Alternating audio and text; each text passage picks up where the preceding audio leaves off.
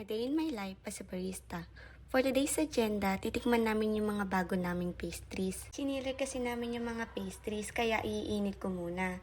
Ayaw pang makisama ng oven kasi naka-video. Ganyan yan. Gusto niya napapahiya ako sa inyong lahat. Char! So ayun, okay na yung oven, kaya ilalagay na natin yung pastries na iinitin natin.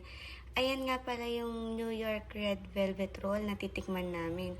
Tapos, may isa pa kaming titikman na chocolate almond yung flavor. Dalawang pastries yung ininit ko kasi magkaiba yung lasa ni Red Velvet at saka ni chocolate. So, ayan, na tiniinit na nga muna natin yung mga pastries. Iinit natin siya ng mga 3 minutes.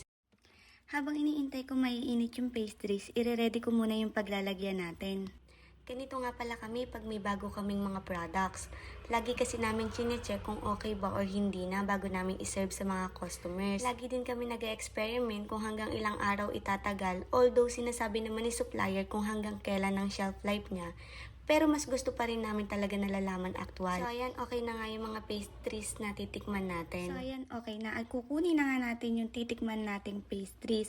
Pastries kasi na to medyo komplikado kasi meron siyang filling sa loob. Kailangan namin malaman yung lasa niya kung okay pa ba yung nasa loob kasi minsan, second day, nag-iiba na yung lasa niya. Minsan, nag-iiba na rin yung texture niya. Pag bagong init, okay, malambot. Pero pag tumagal yung ilang minutes, nagiging matigas na rin siya. Eh, yun yung ayaw namin at yun yung iniiwasan namin. Kasi, diba, kapag nasa coffee shop, usually, ang ginagawa natin, nakikipagkwentuhan tayo, una nating iniinom yung drinks. Kaya naman, minsan, nakakalimutan nating kainin yung pastries muna. Nawawala yung init, kaya mabilis siyang tumigas.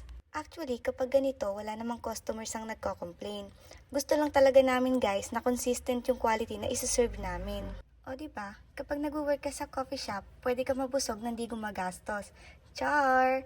Pero guys, as a part of quality control ng coffee shop, lagi namin sinusure na okay yung isa-serve namin sa mga customers para lahat happy. Especially sa mga coffee namin. Kasi guys, kwento ko lang din at pinagmamalaki ko lang din na yung mga drinks na siniserve namin sa coffee shop ay mismong formulated namin.